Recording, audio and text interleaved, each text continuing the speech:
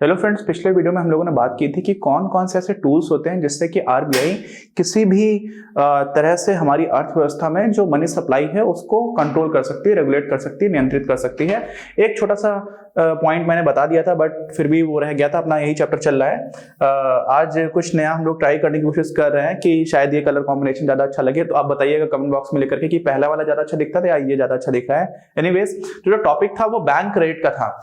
होता क्या है कि जिस दर पर आरबीआई व्यावसायिक बैंकों को, कॉमर्शियल बैंक्स को ऋण देती है ना, उसी को हम लोग बैंक रेट बोल देते हैं, ऐसे समझ लीजिए। तो क्या हुआ, बैंक रेट वो रेट है जिस पर आरबीआई बाकी कॉमर्शियल बैंक्स को लोन दे रही है। ठीक, अलग अलग तरह से दिया जा सकता है, तो एक जो डायरेक्टली ऐसे दे रही है उसको हम लोग बैंक रेट बोल देते हैं।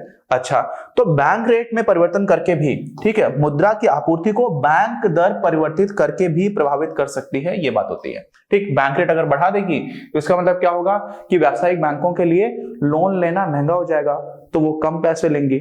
अगर वो कम पैसे लेंगी तो वो अर्थव्यवस्था में कम पैसे सर्कुलेट करेंगे, तो इसका मतलब मनी सप्लाई कम हो जाएगी अगर बैंक रेट बढ़ जाता है। ठीक है, नॉर्मली किसी भी तरह की ब्याज दर जो होती है, इस तरह की बैंक रेट है या एमएसएफ है या फिर रेपो है, अगर आप इसको बढ़ाते जाओगे तो मनी सप्लाई कम होती जाएगी। ठीक, अच्छा, बैंक दर में वृद्धि से व्यावसायिक बैंकों द्वारा लिए गए ऋण अधिक महंगे हो जाते हैं, जिससे व्यावसायिक बैंकों के कोषों में कमी आ जाती है और इस प्रकार मुद्रा आपूर्ति भी कम हो जाती है। ठीक है, तो मनी सप्लाई कम हो जाती है, मुद्रा आपूर्ति मतलब मनी सप्लाई। ओके, अच्छा, फिर क्या हुआ, बैंक दर में कमी मुद्रा आपूर्ति में वृद्धि कर देती है ना। अगर आप बैंक दर में कम कर दिया, आपने बैंक दर को उल्टा कर दिया, तो सीधी सीधी बात है कि बढ़ जाएगा। तो ये एक छोटी सी चीज थी जिसको हम लोगों ने डिस्कस नहीं किया था बट पूरा एक्सप्लिसिटली नहीं किया था, लिख करके नहीं किया था, स्लाइड्स उसकी रह गई इसलिए उसको कवर कर लिया। अब आ जाते हैं हम लोग थोड़ा प्योर थ्योरेटिकल इकोनॉमिक्स में। थ्योरेटिकल पोर्शन है जिसमें हम लोग बात क्या करेंगे, और काफी इंपॉर्टेंट भी है अंडरस्टैंडिंग के लिए, कि मुद्रा की मांग है ना। इतना दुख होता है मुझे, कुछ और ही लिखा रहता है एनसीईआरटी बुक्स में, बहुत ज्यादा गंदी हिंदी लिखी हुई है, आप समझ नहीं पाओगे। इस तरह की एनसीईआरटी बुक है हिंदी की, इंग्लिश की अच्छी है बट हिंदी में बहुत सारी कमियां हैं, तो वहां पर कुछ और ही लिखा हुआ था। एनीवेज, मुद्रा की मांग और मुद्रा की आपूर्ति, इसको हम लोग डिस्कस करेंगे, एक विस्तृत चर्चा। ठीक है, इसको विस्तार से डिस्कस करेंगे।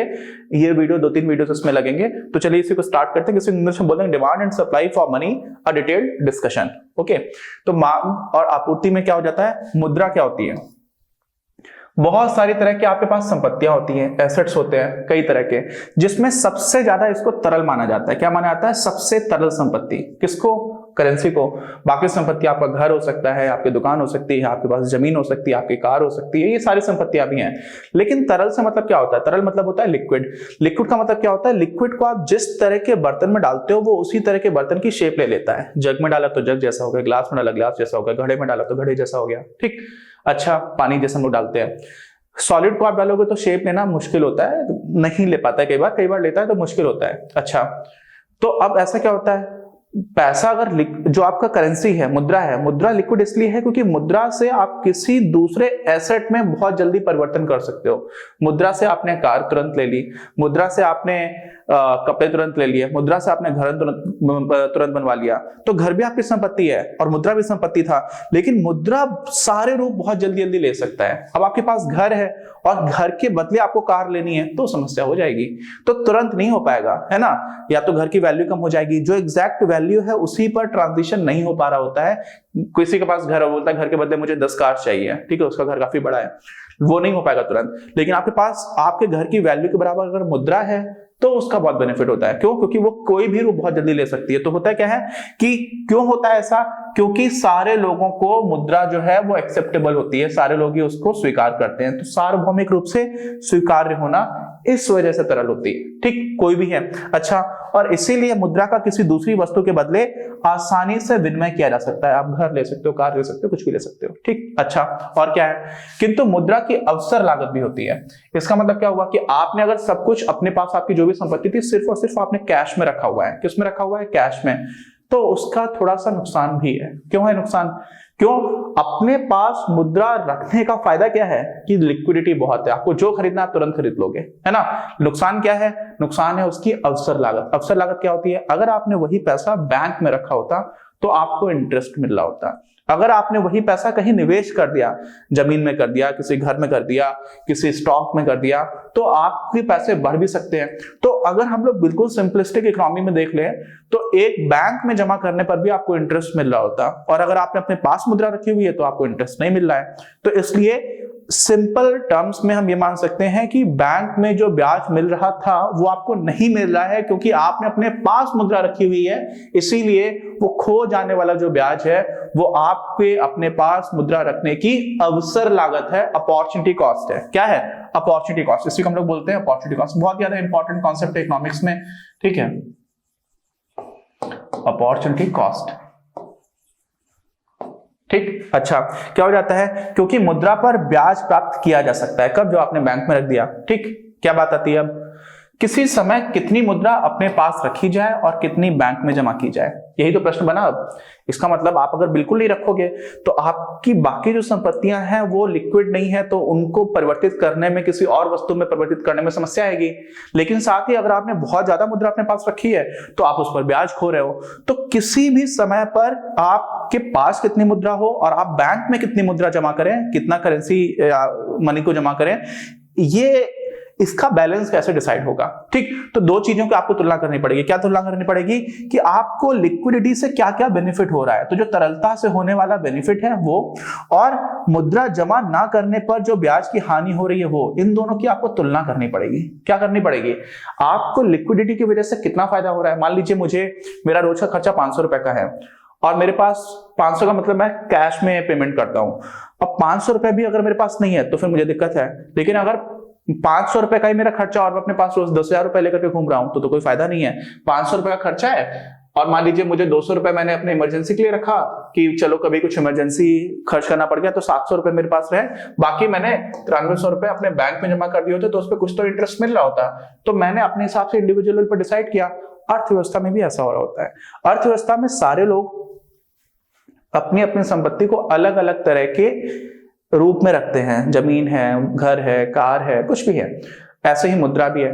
तो मुद्रा आप उतनी अपने पास रखो जिसमें आपको मुद्रा से होने वाला तरलता का लाभ भी मिल जाए और आपको ब्याज जो खोना पड़ रहा है वो उसकी हानि भी ना हो। अगर मैंने पूरा का पूरा पैसा 10,000 का 10,000 रख दिया होता बैंक में तो मुझे ब्याज तो थोड़ा ज्यादा मिलता, लेकिन मुझे जब कुछ सामान खरीदना है वो खरीद ही नहीं पा रहा, तो फिर मुझे दिक्कत होती है ना।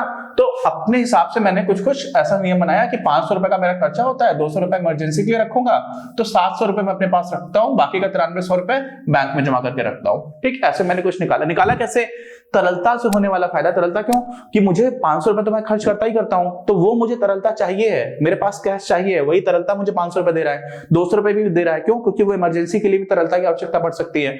और 9300 रुपए मैंने जमा कर दिया, तो उससे क्या हो रहा है, मैं ब्याज कितना मिलेगा इसको भी कंसीडर कर रहा हूं जब मैं ये डिसीजन ले रहा हूं। ठीक, अच्छा, अब आगे बढ़िए। क्या हो जाता है? मुद्रा की मांग प्रायः तरलता अधिमान कहलाती है। क्या कहलाती है? Liquidity preference. 700 रुपए मैंने क्यों रखे? क्योंकि मुझे तरलता की आवश्यकता थी, मुझे लिक्विडिटी की आवश्यकता थी। तो ये जो 700 रुपए है इसी को हम लोग क्या बोल देते हैं? लिक्विडिटी प्रेफरेंस, तरलता अधिमान। ठीक है, ये इसको मैं प्रेफर करता हूं कि कम से कम इतनी लिक्विडिटी मेरे पास होनी चाहिए। ठीक है, अच्छा, और क्या है? लोगों में मुद्रा अपने पास रखने के मुख्यतः 2 उद्देश्य होते हैं। क्या क्या होते हैं? देखो, एक तो बात ये समझ में आ गई कि लोग, अगर मेरी मान लीजिए सैलरी 10,000 रुपए है और मुझे 700 रुपए अपने पास रखना है, तो 700 रुपए मैंने क्यों रखा? क्योंकि मुझे उतनी लिक्विडिटी चाहिए है। क्यों चाहिए है? क्योंकि मुझे लेन देन करना है, 700 रुपए तक का मैं खर्च कर सकता हूं, ऐसा मुझे अंदेशा है। 500 का मैं करता हूं, 200 मैंने इमरजेंसी के लिए रख लिया, तो 700 रुपए मैं अपने पास इसलिए रखता हूं ताकि मैं लेन देन ठीक से कर पाऊं। तो एक तो ये कारण हो गया। इसका मतलब मैं अपने पास 700 रुपए तो रखूंगा, तो मेरे पास मनी कैश फॉर्म में 700 रुपए की होनी चाहिए। अच्छा, दूसरी चीज क्या हुई? दूसरा जो कारण होता है उसको हम लोग बोलते हैं द स्पेकुलेटिव मोटिव। स्पेकुलेशन समझते हैं? स्पेकुलेशन क्या होता है? अपनी किताब में सट्टा लिखा हुआ है, पूरी तरह से सट्टे की बात नहीं है। आप अंदाज लगाते हो। किस चीज का अंदाज लगाते हो? कि भविष्य में हमारी अर्थव्यवस्था में जो ब्याज दर है वो आमतौर पर गिरेगी या फिर ऊपर जाएगी, और उसी हिसाब से हम लोग बाकी संपत्तियों को, कोई भी संपत्ति हो सकती है, उनको क्या करते हैं, या तो हम मुद्रा अपने पास रखते हैं या फिर हम उन परिसंपत्तियों में पैसा लगाना स्टार्ट करते हैं। जैसे मान लीजिए अगर मुझे ऐसा लगे कि बहुत ज्यादा महंगाई बढ़ने वाली है। क्या होने वाली है? महंगाई बढ़ने का मतलब क्या होता है कि जो भी वस्तुएं हैं, जैसे जमीन है, तो जमीन मान लीजिए आज मेरे गांव में मिल रही है 5 लाख रुपए पर बीघा। ठीक। और मुझे ऐसा लगता है कि महंगाई इतनी ज्यादा बढ़ने वाली है कि अगले साल ही 8 लाख रुपए की जमीन हो जाएगी। तो मैं क्या करूंगा, मैं इस साल अपनी मुद्रा खर्च करके जमीन खरीद लूंगा। तो मुझे मुद्रा नहीं चाहिए, मुझे क्या चाहिए, जमीन। क्यों? क्योंकि मुझे ऐसा लग रहा है कि मुद्रा जो है वो उतना अच्छा संपत्ति नहीं रही। क्यों? क्योंकि अगले साल मुद्रा जो है वो उसकी वैल्यू कम होगी, मुद्रा की वैल्यू कम होगी। क्यों? क्योंकि मुद्रा के सापेक्ष जमीन की वैल्यू ज्यादा हो गई। ठीक, तो ऐसे में क्या होता है, हम लोग इंटरेस्ट रेट से बात कर रहे होते हैं। तो इस तरह से जब हम लोग विचार करना स्टार्ट करते हैं कि कौन सी संपत्ति में पैसा रखना सबसे ज्यादा अच्छा होगा, किसी ने भविष्य तो देखा नहीं है, तो एक अंदाज लगा रहे हैं, एक इनफॉर्म्ड गेस लेने की कोशिश कर रहे हैं। गेस मतलब क्या होता है, अंदाज लगाना। लेकिन अंदाज एकदम हवा में नहीं है कि यार आप तो जिंदा रहेंगे या मर जाएंगे। अंदाज होता है आप काफी सारी चीजों को कंसीडर करते हुए इन्फॉर्म्ड गेस लेते हो, काफी आपके पास सूचनाएं होती, जानकारी होती, फिर आप सोचते नहीं ये होने के चांसेस ज्यादा है, ये होने की संभावना इतनी ज्यादा है, इसकी प्रोबेबिलिटी इतनी ज्यादा है। वो उस तरह से गेस लगाने की जब कोशिश करते हैं तो उसको हम लोग बोलते हैं स्पेकुलेशन। क्या बोलते हैं? स्पेकुलेशन। कि प्रत्याशित रिजल्ट क्या है, प्रत्याशित समझ रहे हैं कि ये चीज हो सकती है, तो उसी को हम लोग स्पेकुलेटिव मोटिव का अच्छा ट्रांसलेशन हमारी किताब में नहीं है, उसको लिखा गया है। पहला तो हो गया था आपका लेन देन के लिए, इसको हम लोग बोल देते हैं द ट्रांजैक्शन मोटिव। ट्रांजैक्शन मतलब आपको लेन देन करना है, इसी को हिंदी में बोलते हैं संव्यवहार। तो पहला तो आपका संव्यवहार प्रयोजन है, इसलिए आप अपने पास मुद्रा रखते हो। दूसरा क्या है? दूसरा है सट्टा उद्देश्य प्रयोजन, द स्पेकुलेटिव मोटिव। ठीक, जिसमें आप स्पेकुलेशन करते हो। ओके, तो एक बेसिक हम लोगों को आवश्यकता क्यों होती है मनी की, मतलब पैसा जो मुद्रा है इसकी हम मांग क्यों करते हैं? तो मांग करने के ये दो प्रमुख कारण हैं। ठीक, अच्छा, इसी डिस्कशन को हम लोग क्या करेंगे अपने आगे का जो भी अपना वीडियो रहेगा उसमें हम लोग कंटिन्यू करेंगे। मुद्रा धारण करने का जो प्रमुख प्रयोजन होता है सबसे ज्यादा, वो होता है समव्यवहारों को जारी रखना। समव्यवहार मतलब ट्रांजैक्शन। स्पेकुलेशन में बहुत ज्यादा लोग काम नहीं करते हैं। सबसे ज्यादा इंपॉर्टेंट इन दोनों में आपको समझ में आ रहा होगा कि इतना बहुत ज्यादा लोग नहीं सोच रहे होते हैं। मुख्य रूप से अपने ट्रांजैक्शन जारी रखने के लिए तो आवश्यकता होती ही होती है किसकी? मुद्रा की। ठीक, तो हम लोग क्या करेंगे, इसी डिस्कशन को अपने नेक्स्ट वीडियो में कंटिन्यू करेंगे। कोई डाउट हो तो प्लीज कमेंट बॉक्स में लिखकर बताइए। मिलते हैं। और अगर अभी तक चैनल सब्सक्राइब नहीं किया तो प्लीज सब्सक्राइब करिए। बाकी ये कलर कॉम्बिनेशन आपको बेटर लग रहा है कि नहीं लग रहा है, पिछले जो कलर स्कीम थी उसके कंपैरिजन में, वो भी बताइए। मिलते हैं। इस वीडियो के प्रायोजक हैं आप, और अगर आप ऐसे ही और वीडियोस बनाने में हमारी मदद करना चाहते हैं तो पैट्रियन पर जाकर या फिर स्क्रीन पर दिए गए QR कोड को स्कैन कर अपना योगदान जरूर दें।